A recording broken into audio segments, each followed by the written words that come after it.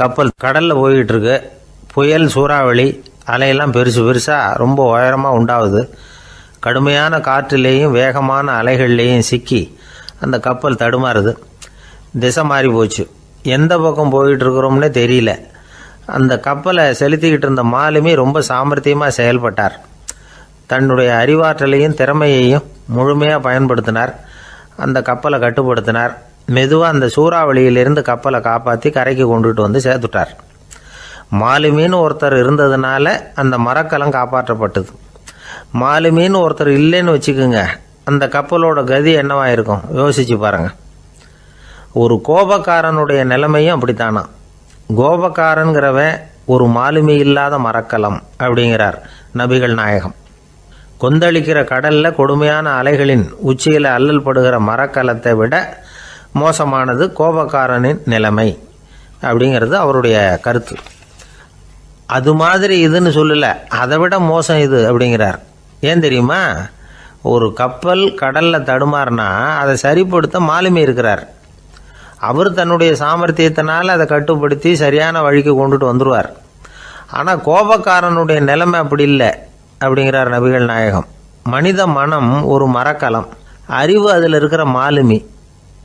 மாலுமி மரக்கலத்தை செலுத்துகிறான், அவனுக்கு கட்டுப்பட்டு அது ஓடுது. ஆனால் கோபக்காரனுங்கிற மனுஷங்கிட்ட அறிவுங்கிற மாலுமி சரியாக வேலை செய்ய மாட்டான். ஏன்னா கோபம் அந்த மாலுமியின் கண்களை அவிச்சிரும், காதுகளை கேட்காம பண்ணிவிடும். கண்ணையும் காதையும் மூடிவிட்டு கப்பலை ஓட்டுனா எப்படி ஓட்டுறது? அதனால் கோபக்காரன் மாலுமி இல்லாத மரக்கலம். இடி மின்னலில் மாட்டிக்கிட்டு கஷ்டப்படுற கப்பல் மாதிரி கஷ்டப்படுறான். பெரியவங்கள்லாம் என்ன சொல்கிறாங்க? உனக்கு கெடுதல் பண்ணவனுக்கும் நீ நன்மையே செய். எவருடைய விருப்பு வெறுப்பையும் பொருட்படுத்தாதே. பரம எதிரிக்கும் நீ நன்மை செய்ய ஆரம்பித்தா உன்னுடைய தூய நிலையை பார்த்துட்டு அவனும் உனக்கு நெருக்கமான நண்பனாக ஆயிடுவான். இதுதான் பெரியவங்க நமக்கு சொல்லியிருக்கிறது. புனித குரான் சொல்கிறது என்ன? தீமையை நன்மையை கொண்டே நீர் தடுத்து கொள்ளும் அப்படின்னு சொல்லப்பட்டிருக்கிறதுல. இன்னா செய்தாரை ஒருத்தல் அவர் நாண நன்னயம் செய்து விடல் அப்படிங்கிறார் திருவள்ளுவர். செல்வந்தர் ஒருத்தர்கிட்ட ஒரு சிறுவன் ஆடு மேய்ச்சிக்கிட்டு இருந்தானா. பெரியவர் அவனை கூப்பிட்டு, நீ நேராக போய் ஒரு ஆட்டில் உள்ள ரொம்ப நல்ல பகுதி எதுவோ அதை எடுத்துக்கிட்டு வா அப்படின்னாரான். இவன் போனான். ஒரு ஆட்டு உடம்புல இருந்த நாக்கு, இருதயம், இது ரெண்டையும் எடுத்துக்கிட்டு கொடுத்தானான். பெரியவர் வாங்கி பார்த்தார்.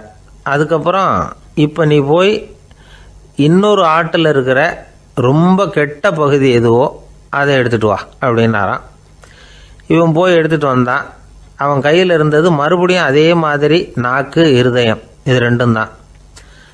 என்னது இப்பவும் அதையே கொண்டுட்டு வந்திருக்கிற அப்படின்னாரான் பெரியவர். இவன் சொன்னானா, ஒரு உடம்புல உள்ள ரொம்ப நல்ல பொருளும் இதுதான், ரொம்ப கெட்ட பொருளும் இதுதான் அப்படின்னானா. இளம் வயசில் இப்படி பதில் சொன்னவர் தான் பேரறிஞர் லுக்மானுல் ஹக்கீம் அவர்கள். கோபப்படாமல் இருந்தால் இது ரெண்டும் நல்லா வேலை செய்யும், கோபப்பட்டால் இது ரெண்டும் மோசமாக வேலை செய்யும். அதை புரிஞ்சுக்கிறதுக்காகத்தான் இன்றைக்கி இந்த தகவல். கோபம் வந்துட்டால் நாம் என்ன செய்கிறோங்கிறது நமக்கே தெரியாது. ஒருத்தர் டாக்டர்கிட்ட போனார் அவசரமாக. டாக்டர், எனக்கு இப்போ கடுமையான கோப வெறி, எனக்கு கண்ணு மண்ணு ஒன்றும் புரியல, உடனடியாக அதை கட்டுப்படுத்தணும், உடனே இதுக்கு ஏதாவது ஒரு மாத்திரை கொடுங்க ப்ளீஸ் அப்படின்னார். அந்த டாக்டரும் உடனே ஒரு மாத்திரையை கொடுத்து, இதை உடனே போடுங்க, நான் தண்ணி கொண்டுகிட்டு வரேன்னு உள்ளே போனார். தண்ணியோடு திரும்பி வந்தார். இவர் சொன்னார், டாக்டர், நீங்கள் கொடுத்த மாத்திரை ரொம்ப பெருசாக இருந்தது, இருந்தாலும் கஷ்டப்பட்டு முழுங்கிட்டேன்னார். டாக்டர் சந்தேகத்தோடு மேசையை பார்க்குறார். பார்த்தா மாத்திரை அங்கேயே இருக்குது, பேப்பர் வெயிட்டை காணலை. ரொம்ப பேருக்கு கூட்டத்தில் பேசுறதுன்னா பயம். நமக்கு ஒன்றும் தெரியாதுன்னு மற்றவங்க நினச்சிடக்கூடாதுங்கிற எண்ணம் தான் இதுக்கு காரணம். ரொம்ப முக்கியமான ஒரு கூட்டம்னா பயம் அதிகமாக இருக்கும். முக்கியமானவங்கள்லாம் வருவாங்களே, அவங்களாம் நம்மளை பற்றி மட்டமாக நினச்சிருவாங்களே அப்படிங்கிற பயம் வந்துடும். ஆனால் மேடை பேச்சுங்கிறது அவ்வளவு கடினமான ஒரு காரியம் இல்லைங்கிறாங்க அது சம்பந்தமான நிபுணர்கள். யாரும் பேச்சாளர் ஆகலாம், இது ஒன்றும் பெரிய கிஃப்ட்டு கிடையாது அப்படின்னு அவங்க சொல்கிறாங்க. நீங்கள் ஒரு சிறந்த பேச்சாளர் ஆகணுமா அப்படின்னா அதுக்குன்னு சில ஆலோசனைகளை சொல்லி வச்சுருக்கிறாங்க அனுபவசாலிகள். முதல் ஆலோசனை என்னென்னா, உங்கள் பேச்சு எளிமையாக இருக்கணும். ஏதாவது ஒரு கருத்து அல்லது 2 கருத்து சொன்னால் போதும். 20 அல்லது 30 கருத்துக்களை சொல்லிகிட்டே போகக்கூடாது. ரெண்டாவது ஆலோசனை, நீங்கள் என்ன பேச போகிறீங்கிறது முதல்ல உங்களுக்கு நல்லா புரியணும். அதுக்கப்புறம் தான் அதை அடுத்தவங்களுக்கு புரிய வைக்க முடியும். எப்படி ஆரம்பிக்க போகிறோம், எந்த கருத்தை முக்கியமாக வலியுறுத்த போகிறோம், எப்படி முடிக்க போகிறோம் அப்படிங்கிறத முதல்ல நல்லா சிந்தித்து மனசில் வச்சுக்கணும். கடைசியாக என்ன சொல்கிறீங்களோ அதுதான் கேட்குறவங்க மனசில் நிற்கும். மூணாவது ஆலோசனை என்னென்னா, உங்கள் பேச்சு சுருக்கமாக இருக்கணும். ஒரு 15 நிமிஷம் பேசுகிறது ரொம்ப பொருத்தம். மணிக்கணக்கில் பேசிக்கிட்டு இருக்கிறது நல்லதில்லை. நாலாவது ஆலோசனை, நீங்கள் பேசுகிறது உண்மையாக இருக்கணும். உங்களுக்கு உண்மையான அனுபவங்கள் இருக்கும், அதை சொல்லலாம். உங்களுடைய உண்மையான அனுபவங்களை மற்றவங்களோட பகிர்ந்துக்கணும், அதுதான் முக்கியம். ஐந்தாவது ஆலோசனை, ஆரம்பத்தில் கொஞ்ச நேரம் உங்களை பற்றியும் எதிரில் உள்ளவங்களை பற்றியும் சம்மந்தப்படுத்தி ஏதாவது பேசி ஒரு நெருக்கத்தை ஏற்படுத்திக்கணும். ஒவ்வொருத்தரும் இப்போ இவர் பேச போகிறது நம்ம சம்மந்தப்பட்டது அப்படின்னு நினைக்க ஆரம்பிச்சிருவாங்கல்ல, அதுக்கப்புறம் அவங்க கேட்க தயாராகிட்டாங்கன்னு அர்த்தம். எதிரில் உட்காந்துருக்கிற கூட்டத்திலேருந்து 3 பேரை தேர்ந்தெடுங்க. அதாவது வலது பக்கம் ஒருத்தர், நடுவில் ஒருத்தர், இடது பக்கம் ஒருத்தர். அதாவது உங்களை ரொம்ப கனிவாகவும் ஆர்வமாகவும் பார்க்குறவராக பார்த்து தேர்ந்தெடுத்துங்க மனசுக்குள்ளே. நீங்கள் பேசும்பொழுது என்ன பண்ணணும்னா, இவங்களை நேருக்கு நேராக மாறி மாறி பார்த்துக்கிட்டே பேசுனீங்கன்னா நீங்கள் ஏதோ ஒட்டுமொத்த கூட்டத்தையும் பார்த்து பேசுகிறதாக ஒரு உணர்வு அது ஏற்படுத்திவிடும். ஆறாவது ஆலோசனை என்னென்னா, சொற்பொழிவுன்னா நீங்கள் பேசணும், படிக்கக்கூடாது. எழுதி படிக்கிறது நல்லா இருக்காது. குறிப்புகள் வேணும்னா வச்சுக்கலாம். படிக்கிறது பேப்பர்லேருந்து வர்றது மாதிரி இருக்கும், பேசுகிறது இதயத்திலேருந்து வர்றது மாதிரி இருக்கும். அப்புறம் ஏழாவது ஆலோசனை சொல்கிறாங்க. அது என்னென்னா, மேடையில் ஏறி நின்ன உடனே இயல்பாக மூச்சை இழுத்து விட்டுங்க, இயல்பு நிலைக்கு வாங்க, அதுக்கப்புறம் இயல்பாக பேச ஆரம்பிக்கலாம் அப்படிங்கிறாங்க. இவ்வளவும் பேச்சு கலையில் வல்லுநர்களாக இருக்கிறவங்க சொல்லுகிற ஆலோசனைகள். இதையெல்லாம் கடைபிடிச்சா நமக்கும் அதுக்கும் வெகு தூரம்னு நினச்சிக்கிட்டு இருந்த ஒன்று இப்போ கிட்டத்தில் நெருங்கி வந்துடும். நாம் சொல்கிறபடியெல்லாம் அது கேட்கும். ஒரு பேச்சாளர், அவருக்கு சுருக்கமாகவே பேச தெரியாது. மேடையில் ஏற்றி விட்டுவிட்டா போதும், ஆரம்பிச்சிருவார், நிறுத்த மாட்டார், பேசிக்கிட்டே இருப்பார். ஒரு தடவை அவர் ஒரு கூட்டத்தில் ரொம்ப நேரம் பேசிக்கிட்டே இருக்கிறார். எதிரில் பொறுமை இழந்த ஒருத்தர் தன்னுடைய கை கடிகாரத்தை காட்டினார்.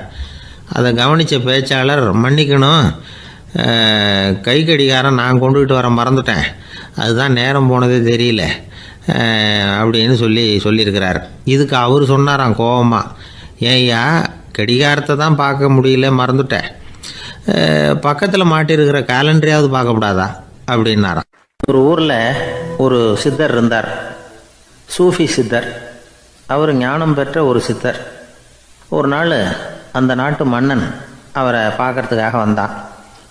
என்ன வேணும் உனக்குன்னு கேட்டார். நான் கடவுளை பார்க்கணும், அதுக்கு நீங்கள் தான் உதவி பண்ணணும் அப்படின்னா அவன். சித்தர் கொஞ்சம் யோசனை பண்ணார். சரி, போயிட்டு நாளைக்கு வாடினார். அதே மாதிரி மன்னன் போயிட்டு அடுத்த நாள் வந்தான். இங்கே நீ என்னோட ஒரு வாரம் தங்கியிருக்க வேண்டியிருக்கும்னார். சரின்னா ஒரு பிச்சை பாத்திரத்தை தூக்கி கையில் கொடுத்தார். அவனுக்கு ஒன்றும் புரியல, இருந்தாலும் வாங்கிட்டான். வாங்கிட்டு இதை என்ன செய்யணும் அப்படின்னு கேட்டான். இதை ஒன்றும் செய்ய வேணாம், இதை எடுத்துக்கிட்டு பக்கத்தில் உள்ள கிராமங்களுக்கு போ, வீடு வீடாக பிச்சை எடுத்துக்கிட்டு வா, அப்படி வந்த பிறகு தான் உனக்கு சாப்பாடும் ஓய்வும் கிடைக்கும். ஒரு வாரம் இப்படி செய், அதுக்கப்புறம் 8வது நாள் நாம் கடவுளை பற்றி யோசிக்கலாம் அப்படின்னார். இப்படி இவர் சொன்னதை கேட்டதும் அந்த அரசனுக்கு அதிர்ச்சி ஆயிட்டுது. ஒரு மாதிரி ஆயிட்டான். தன்னுடைய சொந்த நாட்டில் சொந்த குடிமக்கள்கிட்ட போய் பிச்சை எடுக்கிறதா அப்படின்னு யோசனை பண்ணி பார்த்தான். அதுக்கப்புறம் மெதுவாக அவன் அந்த சித்தரை பார்த்தான். ஐயா, சொந்த நாட்டிலேயே பிச்சை எடுக்கிறதுன்னா எனக்கு ஒரு மாதிரியாக இருக்குது, வெக்கமாக இருக்குது, நான் வேணும்னா வெளி தேசத்தில் எங்கேயாவது போய் பிச்சை எடுக்கவா அப்படின்னு கேட்டான். இதுக்கு அந்த சித்தர் ஒரு சம்மதிக்கலை. இதை பாரு, உன்னால் பிச்சை எடுக்க முடியலன்னா பேசாமல் திரும்பி அரண்மனைக்கே போயிடு, அதுக்கப்புறம் கடவுளை பற்றியெல்லாம் பேசுகிறதுக்கு என்னை தேடிக்கிட்டு வரக்கூடாது அப்படின்னு விட்டார். மன்னன் தயங்கினான். இருந்தாலும் மனசை சரி பண்ணிட்டு சம்மதிச்சான். சரிங்க, ஒரு வாரம் இங்கே தங்குறேன், நீங்கள் சொல்கிறது மாதிரி பக்கத்து கிராமங்களுக்கு போகிறேன், வீடு வீடாக பிச்சை எடுக்கிறேன், வர்றேன் அப்படின்னா. ஒரு வாரம் தெரு தெருவாக பிச்சை பாத்திரத்தோடு அலைஞ்சான். சொந்த ஊரில் சொந்த குடிமக்கள்கிட்ட பிச்சை எடுத்தான். 7 நாள் முடிஞ்சுது.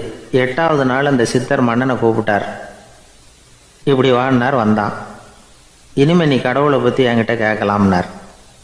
இனிமேல் கேட்கறதுக்கு ஒன்றுமே இல்லை சுவாமின்னா இவன். ஒரு வார காலம் பிச்சை எடுத்த பிறகு தான் கடவுளை காண முடியும் அப்படின்னு நான் கனவு கூட காணவில்லைன்னா. அப்படின்னா நீ பிச்சை எடுத்த காலத்தில் அப்படி என்னதான் நடந்தது அப்படின்னு கேட்டார் அவர். சுவாமி, ஒரு வார காலம் பிச்சை எடுத்ததில் என்னுடைய ஆணவம் அழிஞ்சுட்டுது. அது இப்போ இருக்கிற இடமே தெரியல. இப்போ அதை காணவே காணோம். பிச்சைக்காரனாக இருந்தப்போ பெற்றதை மன்னனாக இருக்கும்போது பெற முடியாதுங்கிறத புரிஞ்சுக்கிட்டேன் அப்படின்னா மன்னன். அடக்கம் பிறந்தவுடன் தெய்வீக கதவுகள் திறந்து கொள்ளுகின்றன அப்படிங்கிறார் ஓஷோ. நம்மால் ஒருத்தன் ஆணவம் அழியணுங்கிறதுக்காக ஒரு திருவோட்டை எடுத்துக்கிட்டு தெரு தெருவாக பிச்சை எடுக்க ஆரம்பித்தான். என்ன, தெய்வீக கதவுகள் திறந்துதா அப்படின்னு கேட்டார் ஒருத்தர். தெய்வீக கதவு திறக்கிறதுக்கு முன்னாடியே எங்கள் வீட்டு கதவு சாத்திக்கிட்டுதுன்னா. என்னடா சொல்கிறேன்னார். இனிமேல் வீட்டுக்குள்ளேயே வர வேணாம், இதையே தொழிலாக வச்சுக்கோ அப்படின்னு எங்கள் வீட்டில் சொல்லிவிட்டாங்க சார் அப்படின்னா. அர்ஜுனன் கேட்ட கேள்விக்கெல்லாம் பகவான் கண்ணன் பதில் சொன்னார். அதுக்கு பேர் பகவத்கீதை. அதே மாதிரி உத்தவன் கேட்ட கேள்விக்கும் அவர் பதில் சொல்லியிருக்கிறார். அதுக்கு என்ன பேருனா உத்தவ கீதைன்னு பேர். அது சரி, உத்தவன்னா யார்? கண்ணனுக்கு சின்ன வயசுலேருந்தே தேர் ஓட்டிக்கிட்டு இருந்தவன் அவன் தான். குருஷேத்திர போர் முடிஞ்சது. அதர்மத்தை அழித்து தர்மத்தை நிலைநாட்டி தர்மனுக்கு முடிச்சு விட்டினார் கண்ணபிரான். அதுக்கப்புறம் துவாரகைக்கு திரும்பினார். தான் வந்த காரியம் முடிஞ்சது. அதனால் இளமையிலிருந்தே தனக்கு தேரோட்டியாக இருந்து வந்த உத்தவனை கூப்பிட்டார். இதை பாருப்பா, உனக்கு வேணுங்கிறத கேளுன்னார். அவன் தனக்குன்னு எதையும் கேட்குறதுக்கு ஆசைப்படலை. இருந்தாலும் கேள்வி கேட்குறதில் அவன் ரொம்ப கெட்டிக்காரன். அதனால் கேட்க ஆரம்பித்தான். பரந்தாமா, ராஜசூய யாகத்துக்கு தர்மனை கூப்பிட்டு தன்னுடைய அரண்மனையில் விருந்து வச்சான் துரியோதனை. அதுக்கப்புறம் சூதாட்டத்துக்கு கூப்பிட்டான். தர்மன் தோல்வி அடைகிற மாதிரி பண்ணிவிட்டான். நீங்கள் தான் முக்காலமும் உணர்ந்தவராச்சே, சூதாட்டத்தில் தர்மர் ஜெயிக்கிறது மாதிரி பண்ணியிருக்கக்கூடாதா? இந்த பகடைக்காயை உருட்டுறப்போ நீங்கள் எதிர்பார்த்தது விழற மாதிரி பண்ணியிருக்கலாமே. சரி, அதுதான் இல்லை. வேடிக்கை பார்த்துக்கிட்டு இருந்த பீமன், அர்ஜுனன், நகுலன், சகாதேவன் இவங்களையும் பணையம் வச்சு ஆடுறப்போவாவது காப்பாற்றிருக்கலாம். அதையும் நீங்கள் செய்யலை. பாவம், அந்த அவல பொண்ணு, ஒன்றும் புரியாத ஒன்றும் தெரியாத அந்த உன்னுடைய சகோதரி திரௌபதி, அந்த பொண்ணை துச்சாதனன் இழுத்துக்கிட்டு துகில் உரிகிற கட்டத்தில் காப்பாற்றினியே. இது நியாயமா, முறையா, அறமா? இதுதான் உத்தவன் கேட்ட கேள்வி. இதுக்கு பரந்தாமன் பதில் சொல்கிறார். அப்படி கேள் உத்தவா. தருமனை துரியோதனன் சூதாட அழைக்கும் பொழுது என்ன சொன்னான் தெரியுமா? நான் பணையம் வைக்கிறேன், எனக்கு பதிலாக என்னுடைய மாமன் சகுனி பகடைக்காய்களை உருட்டுவான்னு சொன்னான்.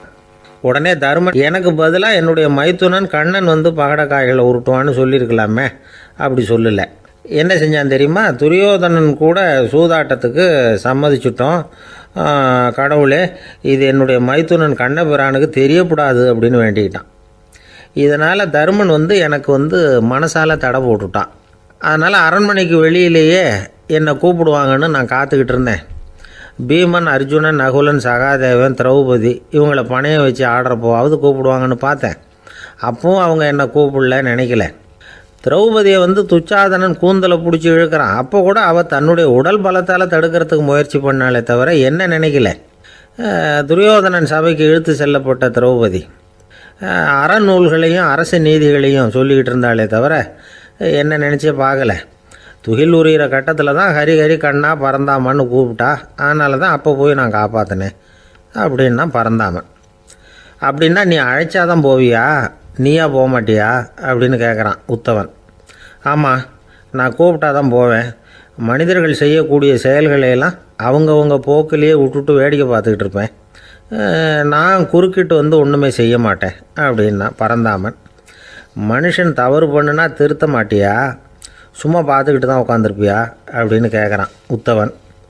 நான் மனுஷனுடைய உள்ளத்தில் இருக்கிறப்போ என் எதிரில் மனுஷன் தவறு பண்ண மாட்டான் அப்படின்னு ஆனால் கண்ணன். அதாவது யார் நினைக்கிறாங்களோ அவங்க உள்ளத்துலலாம் அவன் இருக்கிறான். அப்படி இருக்கிறப்போ தவறு செய்ய மனுஷன் அஞ்சுவான். இதுதான் உத்தவ கீதைங்கிறது. இந்த காலத்துலேயும் சில பேர் பகவான் மாதிரி அடுத்தவங்க கஷ்டப்படுறத வேடிக்கை பார்த்துக்கிட்டு இருக்கிறது உண்டு. அன்றைக்கி அப்படித்தான். நடுத்தெருவில் ஒரு திருடனை பிடிச்சி எல்லாரும் சேர்ந்து அடிச்சுக்கிட்டு இருக்கிறாங்க. ஒரு ஆள் மட்டும் தள்ளி நின்று அதை வேடிக்கை பார்த்துக்கிட்டு இருக்கான். பார்த்துக்கிட்டு சிரிச்சுக்கிட்டு இருக்கிறான். என்ன சார் இது, பாவம் அந்த ஆளை போட்டு அப்படி அடிக்கிறாங்களே அப்படின்னோம். அடிக்கட்டும் சார், அவன் அடி வாங்க வேண்டிய ஆள் தான் அப்படின்னா அவன். ஏன் சார் அப்படி சொல்கிறீங்க அப்படின்னு கேட்டோம். பின்ன என்ன சார், நான் ஒருத்தர் பையில் இருந்த பர்ஸை எடுக்கிறதுக்கு முயற்சி பண்ணிக்கிட்டு இருந்தேன். அதுக்குள்ளே அவன் முந்திக்கிட்டு அபேஸ் பண்ணிவிட்டான். பர்ஸை அவன் எடுத்துட்டான். பார்க்கறது நான், எடுக்கிறது அவனா? என்ன சார் நியாயம் இது? நல்லா வாங்கட்டும் அப்படிங்கிறான். ஜெருசலேம் அங்கே உள்ள ஒரு தேவாலயம். அதில் உள்ள பலிபீடத்தின் முன்னாடி ஒரு பெட்டி உண்டு. அது காணிக்கை பெட்டி. ஆலயத்துக்கு வர்றவங்க பிரார்த்தனை பண்ணிவிட்டு திரும்பி போகிற சமயத்தில் அந்த பெட்டியில் காணிக்கை போடுவாங்க. அவங்களால எவ்வளவு முடியுமோ அவ்வளவு போடுறது வழக்கம். அவங்கவுங்க வசதிக்கு தகுந்த மாதிரி போடுவாங்க. வசதி உள்ளவங்களாக இருந்தாலும் சரி, வசதியே இல்லாத வறியவர்களாக இருந்தாலும் சரி, ஆலய காணிக்கை பெட்டியில் காசு போடுறது அவங்களுக்கு ரொம்ப பெருமையான ஒரு செயல். ஒரு சமயம் இயேசு தம்முடைய சீடர்களோடு அந்த ஆலயத்துக்கு வரார். அங்கே உட்காந்து ரொம்ப நேரம் வழிபாடு பண்ணிகிட்டு இருக்கிறார். சீடர்களும் அந்த ஜபத்தில் கலந்துக்கிட்டாங்க. வழிபாடு முடிஞ்சுது. இயேசு உட்காந்துருக்கிறார். காணிக்கை பெட்டியில் காசு போடுறவங்கள கவனிக்கிறார். சீடர்களும் அதையே கவனிச்சிக்கிட்டு இருக்கிறாங்க. ரொம்ப பேர் வரிசையாக வந்தாங்க. அவங்களால முடிஞ்ச அளவுக்கு காசு போட்டுட்டு அவங்க பாட்டுக்கு போய்கிட்டு இருக்கிறாங்க. வசதியானவங்க நிறைய பேர் வந்தாங்க. அதுக்கு மத்தியில் வயசான ஒரு அம்மா, அவங்களும் வந்து காசு போட்டுட்டு போகிறாங்க. இப்போ இயேசு தன்னுடைய சீடர்கள் பக்கம் திரும்பினார். ஒரு கேள்வி கேட்டார்.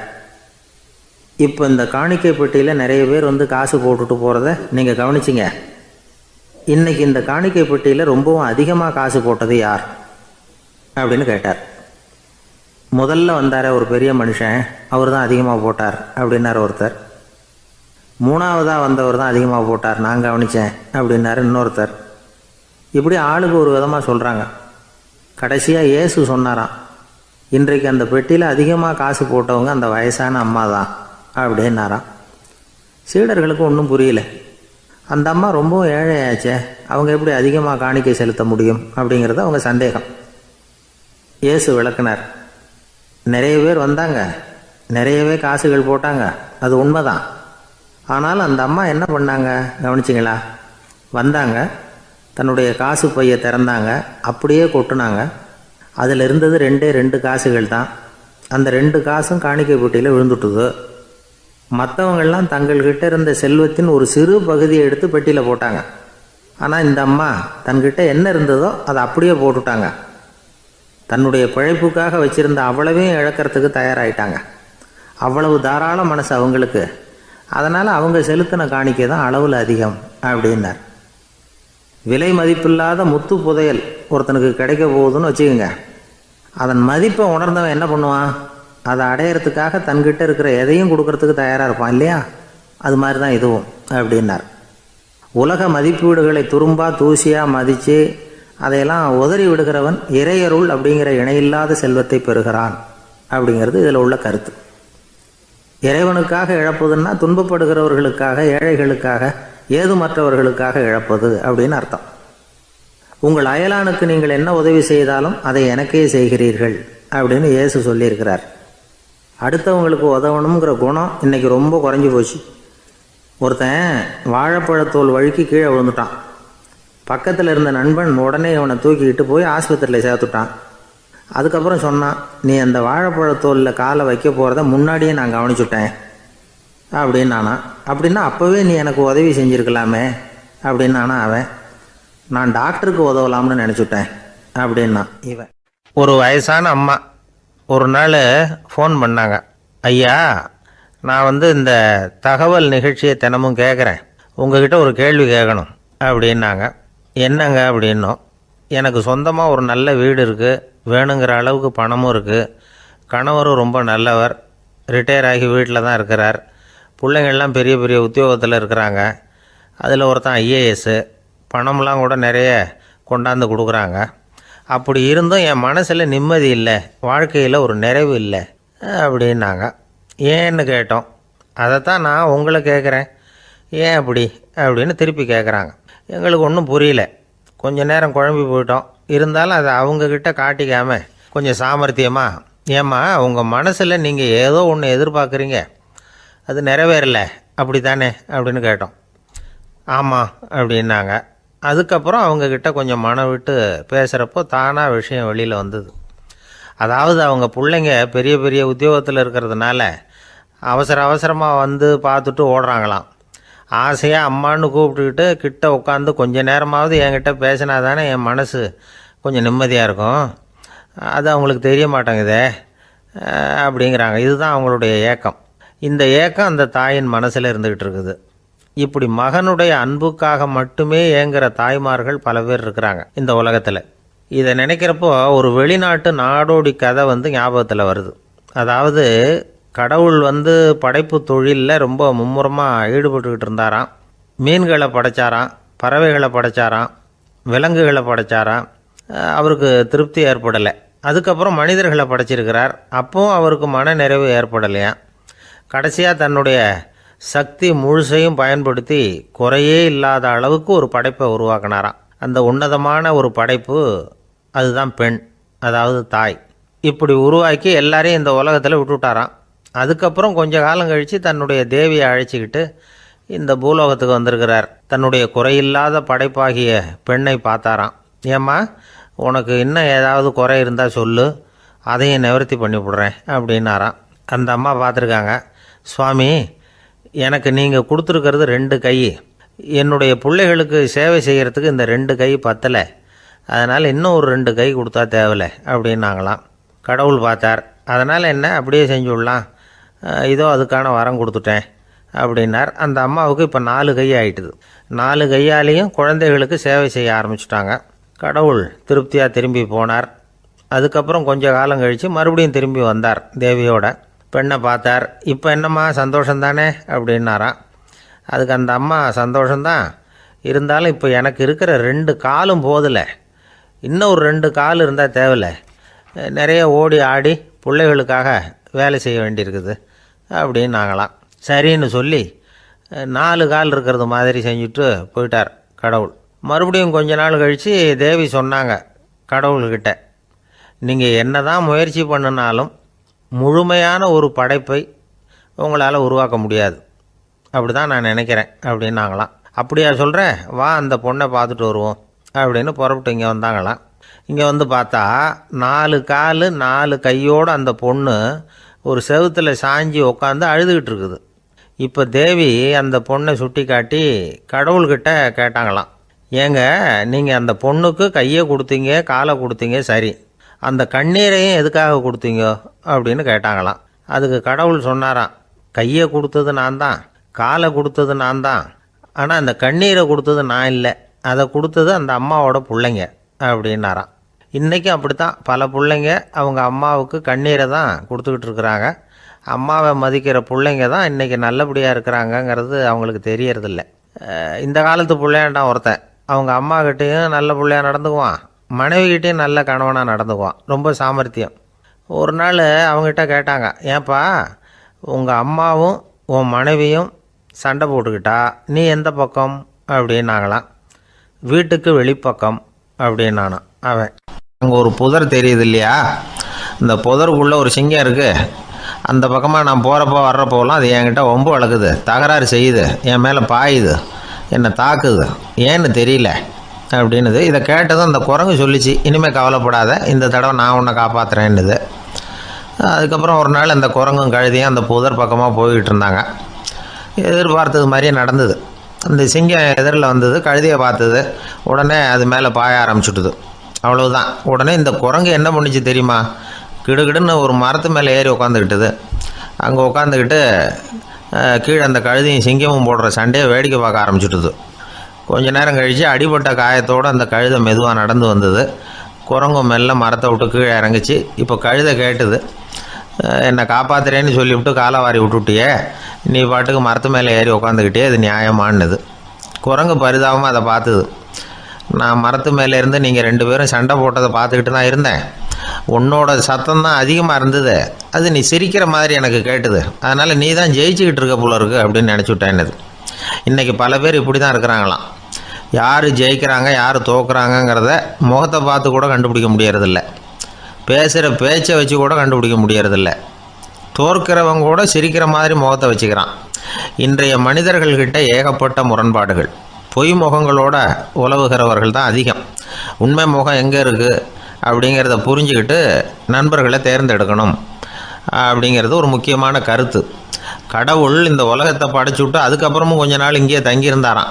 அப்போ தான் அவருக்கு ஒரு உண்மை புரிஞ்சுதான், இந்த உலகத்தில் தங்கி இருக்கிறது எவ்வளவு இடைஞ்சல்னு. தினமும் மனிதர்கள் தேடி வந்து ஏதாவது புகார் சொல்லிக்கிட்டே இருந்தாங்களாம். எனக்கு அது வேணும் இது வேணும்னு கேட்டுக்கிட்டே இருந்தாங்களாம். சில பேர் வந்தாங்க, நாங்கள் வந்து விவசாயம் பண்ணுறோம், தண்ணி இல்லாமல் பயிர் காயுது, எங்களுக்கு மழை வேணும் அப்படின்னாங்க. அவங்க போனதும் அதுக்கப்புறம் சில பேர் வந்தாங்க, நாங்கள் வந்து மண்பானை செய்கிறவங்க, நிறைய பானை செஞ்சு வச்சுருக்குறோம், மழை பெஞ்சால் எல்லாம் கரைஞ்சி வீணாக போயிடும், அதனால் இன்றைக்கி மழை பெய்யக்கூடாதுன்னாங்க. கடவுள் பார்த்தார், அவருக்கு என்ன பண்ணுறதுன்னே தெரியல, ஏகப்பட்ட குழப்பம், தலையை பிச்சுக்கலாம் போல் இருந்தது, கிட்டத்தட்ட பைத்தியம் பிடிக்கிற அளவுக்கு ஆகிட்டுது. எல்லாருடைய ஆசைகளையும் அவரால் நிறைவேற்ற முடியல, ஏன்னா ஒன்றுக்கு ஒன்று முரண்பாடாக இருந்தது. ஒரு நாள் தன்னுடைய அமைச்சரவையை கூட்டி ஆலோசனை கேட்டார். என்ன செய்யலான்னு சொல்லுங்கன்னார். இது என்ன பிரமாதம், பேசாமல் இமயமலை அடிவாரத்தில் போய் உட்காந்துங்க, யாரும் தொந்தரவு பண்ண மாட்டாங்கன்னாங்க. அங்கேயும் மனிதர்கள் வர ஆரம்பிச்சுருவாங்களேன்னார் கடவுள். சரி அப்படின்னா சந்திரனில் போயிருந்துக்கலாமேன்னாங்க. அங்கேயும் மனுஷன் குடி வர போகிறான் அப்படின்னார் கடவுள். வெகு தூரத்துக்கு அப்பால் உள்ள நட்சத்திர மண்டலத்துக்கு போயிடலான்னாங்க. இதெல்லாம் நிரந்தர தீர்வாகாது, நிரந்தரமாக இந்த மனிதனுடைய தொல்லையிலேருந்து நான் விடுபடணும், அதுக்கு ஏதாவது வழி சொல்லுங்கன்னார் கடவுள். ஒரு வயசான ஆள் வந்தார். கடவுளுக்கு காதோட காதாக ஒரு வழியை சொன்னார். கடவுளுக்கு முகம் மலர்ந்தது. அதுதான் சரி, அப்படியே செஞ்சுடலான்னார். அந்த ஆள் சொன்ன ரகசியம் என்ன தெரியுமா? மனிதனால் அடைய முடியாத ஒரு இடம் இருக்குது, அது வேறு எங்கேயும் இல்லை, அவனுக்கு உள்ளே இருக்குது, அங்கே போய் மறைஞ்சிங்க, அதுக்கப்புறம் மனிதர்களால் உங்களுக்கு தொந்தரவு இருக்காதுன்னார். மனிதன் நினைக்காத இடம் அதுதான். அதாவது உள்ளுக்குள்ளே இருக்கிற உண்மையை புரிஞ்சிக்காமல் வெளியில் எங்கேயோ அது இருக்கிறதாக நினச்சி வரட்டிக்கிட்டு அலையிறான் மனுஷன். உள்ளே இருக்கிற உண்மை புரிஞ்சால் நாம் தன்னம்பிக்கையோடு தலை நிமிர்ந்து வாழலாம். வேடிக்கையாக ஒரு கதை சொல்லுவாங்க. இதை பாருங்கள், நம்ம பையன் எங்கே பணம் வச்சாலும் எடுத்து விட்றான், என்ன பண்ணுறதுன்னாங்க அம்மா. அப்பா கொஞ்சம் நேரம் யோசனை பண்ணார். அதுக்கப்புறம் சொன்னார், அவன் கண்ணில் படாத இடமா நம்ம வீட்டில் இருக்கிறது ஒரே இடம்தான், அங்கே பணத்தை வை திருட்டு போகாதுன்னார். அது எந்த இடம்னு கேட்டாங்க. அதுதான் அவன் பாட புஸ்தகம், அதில் வச்சிரு, அவன் தொடவே மாட்டான், பாட புத்தகத்தை தொடாமல் பரீட்சையில் வெற்றி பெற முடியாது அப்படிங்கிறத புரிஞ்சுக்கணும். உள்ளே இருக்கிற உண்மையை தொடாமல் வாழ்க்கையில் வெற்றி பெற முடியாது. அதனால் உண்மையை புரிஞ்சுக்கிட்டால் வாழ்க்கையில் வெற்றி நிச்சயம். சாலை ஓரமாக அழுதுகிட்டு உட்காந்துருந்தான். பிச்சை எடுத்து சாப்பிட்ற ஒருத்தன் அந்த பக்கமாக வந்தான். இவனை பார்த்தான். ஏன் அழுதுகிட்டு உட்காந்துருக்கிற, என்னாச்சு உனக்கு அப்படின்னு கேட்டான். அதுக்கு இவன் சொன்னான், என்கிட்ட ஒன்றுமே இல்லை, நான் இந்த உலகத்தில் இருந்து என்ன பிரயோஜனம், அதனால தான் அழுதுகிட்டு இருக்கிறேன் அப்படின்னா.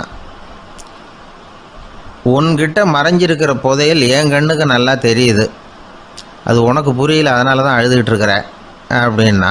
என்னது, புதையல் இருக்குதா, உன் கண்ணுக்கு தெரியுதா அப்படின்னு கேட்டான். ஆமாம், எனக்கு தெரியுது, அந்த புதையலை நீ விற்கிறதுக்கு தயாராக இருக்கிறியா அப்படின்னு கேட்டான் இவன். இதை கேட்டதும் அந்த இளைஞனுக்கு ரொம்ப ஆச்சரியமாக போச்சு. என்னது இப்படி கேட்குறானே அப்படின்னு. என்கிட்ட ஒரு காசு கூட இல்லையே, அப்படி இருக்கிறப்போ புதையல் எங்கேருந்து வந்தது அப்படின்னா. இந்த நேரத்தில் அந்த பிச்சைக்காரன் சிரித்தான். இப்படி தான் இந்த உலகத்தில் எல்லோரும் சொல்லிகிட்டு இருக்கிறாங்க, என்கிட்ட ஒன்றுமே இல்லை ஒன்றுமே இல்லைன்னு சொல்லி, ஆனால் அவங்கக்கிட்ட தான் புதையல் இருக்குது, நீ வேணும்னா என் கூட வா, நம்ம நாட்டு அரசர்கிட்ட போவோம், உங்ககிட்ட இருக்கிற புதையலை அவர் நல்ல விலைக்கு எடுத்துக்குவார் அப்படின்னா. அது எப்படி உனக்கு தெரியும்னா, இதுக்கு முன்னாடியும் இது மாதிரி பல பேரை நான் வந்து ராஜா கிட்ட அழைச்சிட்டு போயிருக்கிறேன், அதனால தான் உன்னை பார்த்தேன், உன்னையும் கூப்பிட்றேன், நீ சரின்னு சொன்னால் உன்னை அழைச்சிட்டு போகிறேன், உங்ககிட்ட இருக்கிற புதையலை அவர் நல்ல விலை கொடுத்து எடுத்துக்குவார் அப்படின்னு சொன்னான். இவன் இப்படி சொல்கிறதும் அந்த இளைஞனுக்கு ஒன்றுமே புரியல. இது என்னது இந்த ஆள் இப்படி சொல்லிக்கிட்டு இருக்கிறான், நம்மக்கிட்ட என்ன இருக்குது, அதுவும் இல்லாமல் இவனே பிச்சை எடுத்து சாப்பிட்டுக்கிட்டு இருக்கிறான், இவன் போய் நம்மளை ராஜா கிட்ட அழைச்சிட்டு போகிறதா போகிறேங்கிறானே என்ன அப்படின்னு சொல்லி அவன் யோசனை பண்ணான். என்ன யோசிக்கிற, உனக்கு பணம் வேணும்னா என்னோட வா அப்படின்னா. இளைஞன் ஒரு முடிவுக்கு வந்தான். சரி, இங்கேயே உட்காந்துக்கிட்டு இருக்கிறத விட அங்கேயாவது போய் பார்ப்போமே, இங்கே அழுதுட்டு உட்காந்துருக்கிறதுல என்ன பிரயோஜனம், ஏதோ கூப்பிட்றான் போய் பார்த்துட்டு வருவோமே அப்படின்னு சொல்லி அவன் கூட புறப்பட்டான்.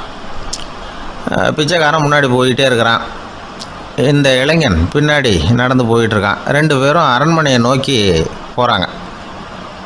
பாதி வழி போயிருப்பாங்க. வழியில் அந்த பிச்சைக்காரன் சொன்னான், இதை பாரு, முன்னாடியே சில விஷயங்களை நாம் பேசிக்க வேண்டியிருக்கு, சரியாக தெளிவாக முடிவு எடுத்துக்கிட்டு அதுக்கப்புறம் ராஜாக்கிட்ட போகணும். ஏன்னா அங்கே போய் அது முடியாது இது முடியாதுன்னு நாம் நமக்குள்ளே சண்டை போட்டுக்கிட்டு இருக்க முடியாது. ராஜாவுக்கு விலையை பற்றி கவலையே இல்லை. எவ்வளவு சொன்னாலும் நமக்கு பணம் கிடச்சிரும். ஆனால் அதுக்கப்புறம் நான் இதை விற்கிறதுக்கு தயாராக இல்லைன்னு சொல்லிடக்கூடாது. அதனால் புதையலை விற்கிறதா இல்லையாங்கிறத இங்கேயே தெளிவாக முடிவு செஞ்சுக்கணும். இல்லைன்னா ராஜா கிட்ட போய் அங்கே போய் குழப்பிக்கிட்டு இருக்க முடியாது அப்படின்னு சொன்னான். இளைஞனுக்கு ஒன்றுமே புரியல. என்ன சொல்கிற நீ, என்கிட்டயா புதையலா, எங்கே இருக்குது அப்படின்னு சொல்லி குழம்பி போனான். இப்போ அந்த பிச்சைக்காரன் சொன்னான், இதை பாரு, இப்போ உதாரணத்துக்கு உன்னுடைய கண்களை எடுத்துக்கோ. அதுக்கு நீ என்ன விலை கேட்டுற போகிற? நான் அதுக்கு ராஜா கிட்டே இருந்து ஒரு 50,000 ரூபா வாங்கி தர முடியும். உன்னுடைய இருதயத்தை கொடுக்குறியா, 20 லட்சம் ரூபா வாங்கி தரேன். மூளையை கொடுக்குறியா, 30 லட்சம் வாங்கி தரேன். என்ன சொல்கிற அப்படின்னு சொல்லி இந்த பிச்சைக்காரன் பேசிக்கிட்டே போகிறான். இளைஞனுக்கு கோபம் வந்துட்டுது. என்ன உளர்ற, உனக்கு என்ன பைத்தியமா? கண்ணையும் மூளையையும் இருதயத்தையுமா விற்பாங்க?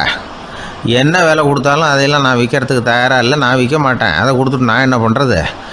இப்படி நான் மட்டும் இல்லை, யாருமே இதை விற்கிறதுக்கு தயாராக இருக்க மாட்டாங்க அப்படின்னு சொன்னான் அந்த இளைஞன். இவன் இப்படி சொன்னதும் அந்த பிச்சைக்காரன் வாய் விட்டு சிரிக்க ஆரம்பிச்சுட்டான். இப்போ பைத்தியமானது நானா நீயா? லட்சக்கணக்கான கோடிக்கணக்கான ரூபாய் பொறுமானம் உள்ள பொருள்களை உங்ககிட்டயே வச்சுக்கிட்டு விற்க முடியாதுன்னு சொல்கிற நீ தான் ஏழை. என்கிட்ட ஒன்றுமே இல்லைன்னு மரத்தடியில் உட்காந்து அழுதுகிட்டு இருக்கிறியே அப்படின்னு சொன்னான். இன்றைக்கி பார்த்திங்கன்னா பல பேர் தன்கிட்ட புதைஞ்சிருக்கிற ஆற்றலை புரிஞ்சிக்க முடியாமல் அவதிப்பட்டுக்கிட்டு இருக்கிறாங்க. நம்மக்கிட்ட என்ன இருக்குங்கிறது அவங்களுக்கு தெரியறதில்ல.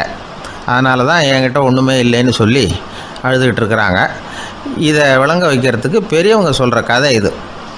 நம்மக்கிட்ட இருக்கிற புதையலை நாம் தான் தோண்டி எடுக்கணும். உண்மையான புதையலுங்கிறது உள்ளே இருக்குது. ஆனால் அதை வெளியில் தேடுற ஆசாமிகள் தான் அதிகம். சராசரி மனித இயல்பு அப்படி. நம்மக்கிட்ட விலை மதிக்க முடியாத பகுத்தறிவு இருக்குது. அதை வச்சுக்கிட்டு வாழ்க்கையில் முன்னேறதுக்கு முயற்சி பண்ணணும். என்கிட்ட ஒன்றுமே இல்லைன்னு நினச்சி ஓரமாக உட்காந்துடக்கூடாது. முயற்சி செஞ்சால் முடியாத காரியம் எதுவுமே இல்லை. ஒரு ரயில்வே ஸ்டேஷன் பக்கம் வெளியில் ஒரு டாக்ஸி நின்றுட்டு இருந்தது. அந்த பக்கமாக வந்த ஒருத்தர் டாக்ஸி டிரைவரை பார்த்து சொன்னார், ஐயா, உங்கள் வண்டியில் பின் சீட்டில் ஒரு மணி பர்ஸு கிடக்கு, யாரோ மறந்து விட்டுட்டு போயிருக்கிறாங்க அப்படின்னாரு. இல்லை இல்லை, அது காலி பர்ஸு தான், நான் தான் அதை அங்கே போட்டு வச்சுருக்கிறேன்னார் டிரைவர். ஏன்னு கேட்டார் அவர்.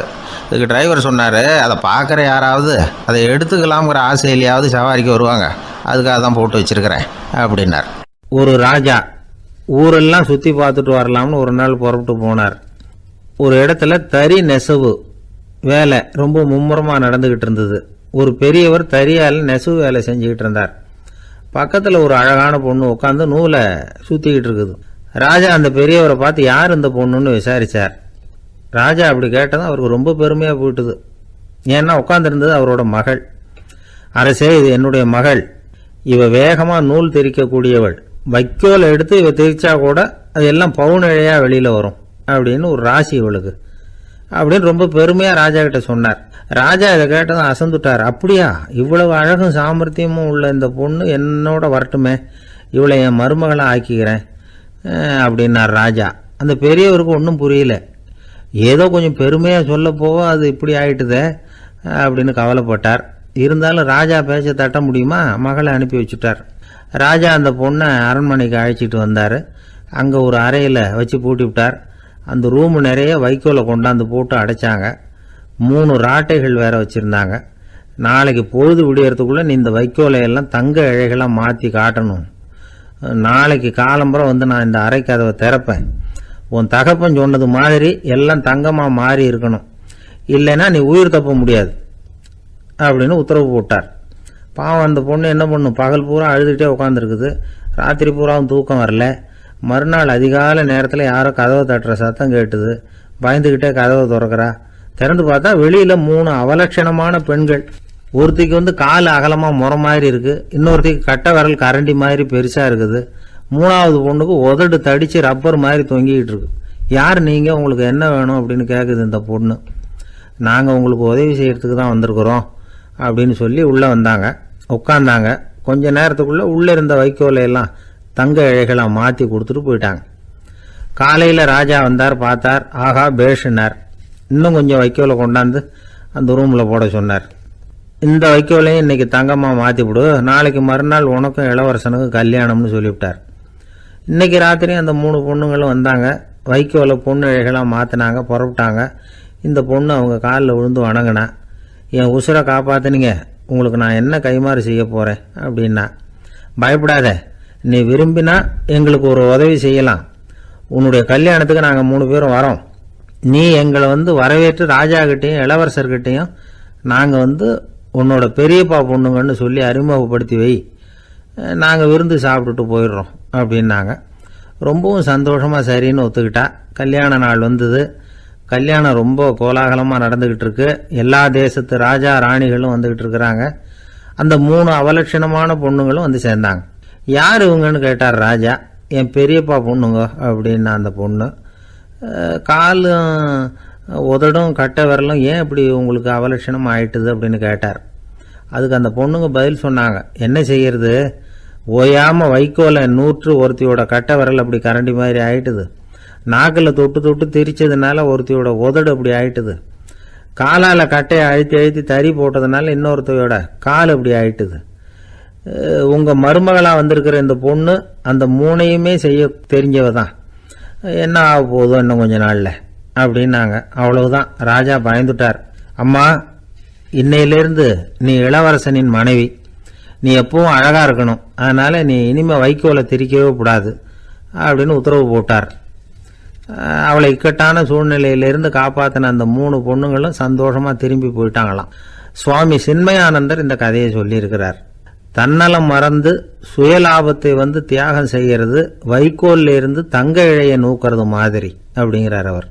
அது இருக்கட்டும், இப்போ நம்ம கதைக்கு வருவோம். ஒரு ராஜா தன்னோட மகனுக்கு சுயவரம் நடத்தினார். எல்லா தேசத்திலிருந்தும் ராஜகுமாரர்கள் வந்திருந்தாங்க. ராஜகுமாரியை கல்யாணம் பண்ணிக்கலாம்ங்கிற ஆசையில் சுயம்பர மண்டபத்திலிருந்து எல்லா ராஜகுமாரர்களும் அலறி அடிச்சுக்கிட்டு வெளியில் ஓடி வந்துகிட்டு இருக்கிறாங்களாம்.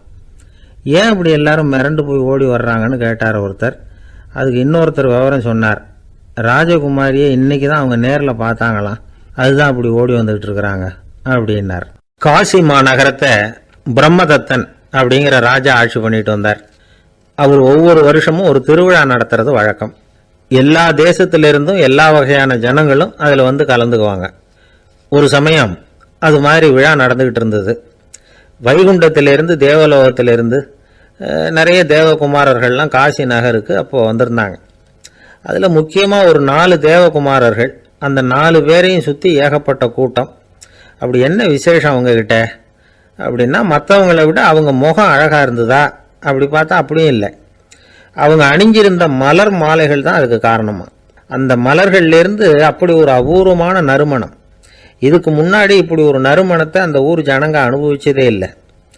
அதுதான் அந்த 4 பேரையும் சுற்றி கூட்டம். எல்லாரும் கேள்வி கேட்க ஆரம்பித்தாங்க. உடனே அந்த 4 தேவகுமாரர்களும் எல்லாருக்கும் தெரியும்படியாக வானத்தில் எழும்பி கொஞ்சம் உயரமாக நின்றுக்கிட்டாங்க.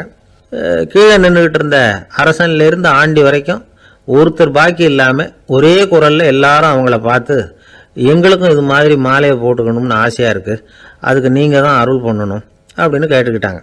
மாலை போட்டுக்கிறதுனா எல்லாருக்கும் ஆசையாக தானே இருக்கும். அந்த 4 தேவகுமாரர்களில் ஒருத்தர் புத்தர் பிரான். அவர் சொன்னார், பூலோகவாசிகளே, நான் சொல்கிறத கொஞ்சம் பொறுமையாக கேளுங்க. கக்காரு அப்படிங்கிற கற்பக விருஷத்தின் மலர்களால் தொடுக்கப்பட்டது இந்த மாலை. இதுக்கு நிறைய சக்தி உண்டு. எந்த காலமும் இது வாடாது, வாசனையும் குறையாது. ஆனால் இதை அணிந்து கொள்றதுக்கு சில தகுதிகள் தேவை அப்படின்னார். என்ன தகுதி அது சொல்லுங்களேன் அப்படின்னு ஏக காலத்தில் எல்லாரும் சத்தம் போட்டாங்க. தீய இயல்புகள் உள்ளவங்க, இழிந்த சிந்தனை, இழிந்த செயல் உள்ளவங்க இந்த மாலையை அணிய முடியாது அப்படின்னார். அவ்வளோதான். கூட்டத்தில் சத்தம் போட்டவங்கள்லாம் மெதுவாக அப்படி அடங்க ஆரம்பிச்சிட்டாங்க. இன்னொரு தேவகுமாரன் சொன்னார், அடுத்தவங்க பொருளை அபகரிக்காதவன், அடுத்தவங்களுக்கு கெடுதல் பண்ணக்கூடிய பொய் பேசாதவன், பேராசையினால் கெட்ட வழியில் பொருள் ஈட்ட நினைக்காதவன் இந்த மாலையை போட்டுக்கலாம் அப்படின்னார். கூட்டத்திலிருந்து யாரும் முன்னுக்கு வரல. ஒரே ஒரு ராஜகுரு மட்டும் கொஞ்சம் முன்னாடி வந்தார். பெரியவர், படித்தவர். அவர், எனக்கு தகுதி இருக்குது அந்த மாலையை போட்டுக்கிறதுக்கு அப்படின்னார். வேற ஒன்றும் இல்லை, பொய் சொல்லியாவது அந்த மாலையை வாங்கிக்குவோமே அப்படின்னு முடிவு பண்ணிட்டார் அவர். அவ்வளோதான், மாலையை வாங்கிட்டார். அடுத்த தேவகுமாரன் பேசினார். யாருக்கு திடமான அறிவும் மனமும் இருக்குதோ, யாருக்கு நல்ல காரியங்களில் அசையாத ஈடுபாடு இருக்குதோ, நல்ல அரிய பொருள்களை தனியாக தான் மட்டும் அனுபவிக்க விரும்பாதவர் யாரோ அவர் முன்னாடி வந்து இந்த மாலையை வாங்கிக்கலாம் அப்படின்னார். அந்த தகுதியும் எனக்கு இருக்குன்னார் ராஜகுரு. மாலையை வாங்கி போட்டுக்கிட்டார். இன்னொரு ராஜகுமாரன் பேச ஆரம்பித்தார். அறநெறியில் செல்வம் சேர்க்கணும், ஆடம்பர பொருள்களுக்கு அடிமையாகக்கூடாது, வெற்றி அடைஞ்சாலும் கர்வம் வரக்கூடாது, அப்படிப்பட்டவங்க இந்த மாலையை போட்டுக்கலாம்னார். துணிஞ்சு பொய் சொல்லி அதையும் வாங்கி கழுத்தில் போட்டுக்கிட்டார் இந்த ராஜகுரு. இன்னொரு ராஜகுமாரன் சொன்னார், சான்றோர்களை நிந்திக்காதவங்க, புறம் பேசாதவங்க இந்த மாலையை போட்டுக்கலாம்னார். அதையும் வாங்கி போட்டுக்கிட்டார். திருவிழா முடிஞ்சுது, எல்லாரும் திரும்பி போயிட்டாங்க. மறுநாள் ராஜகுரு 4 மாலைகளையும் போட்டுக்கிட்டு ராஜசபைக்கு வரார். வந்தவர் ரொம்ப அவஸ்தையோடு வர்றார். மாலையெல்லாம் வாடி போயிட்டுது, வாசனை எதுவும் கிடையாது. அது மட்டும் இல்லை, அவருக்கு கடுமையான தலைவலி வேற வந்துட்டுது. துடிச்சு போயிட்டார். மாலையை கழட்டவும் முடியல. ஜனங்கள்லாம் அவரை பார்த்து சிரிக்க ஆரம்பிச்சிட்டாங்க. என்னத்துக்கு ஆசைப்படணும், ஏன் இப்படி கஷ்டப்படணும் அப்படின்னு. ராஜா பார்த்தார். மறுபடியும் விழாவுக்கு ஏற்பாடு பண்ணினார். தேவகுமாரர்கள்லாம் வந்தாங்க. ராஜகுரு வந்தார்.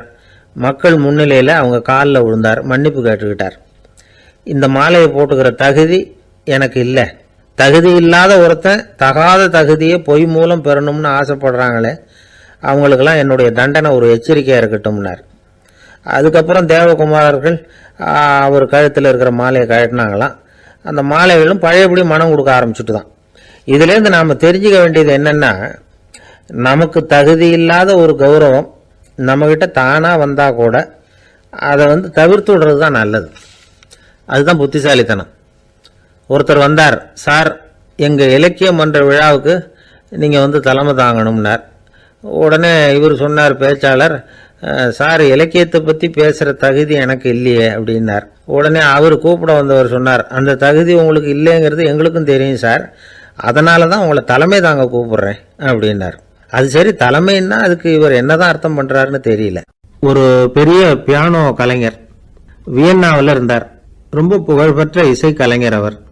இங்கிலாந்து மகாராணி விக்டோரியா அவருடைய சங்கீதத்தை கேட்கணும்னு ஆசைப்பட்டாங்க.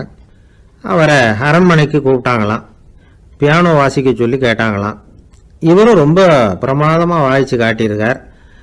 உடனே பாராட்டி பரிசுகள்லாம் கொடுத்து அனுப்புனாங்களாம். அந்த இசையை கேட்கறதுல அரசிக்கு ரொம்பவும் ஆர்வம் உண்டு.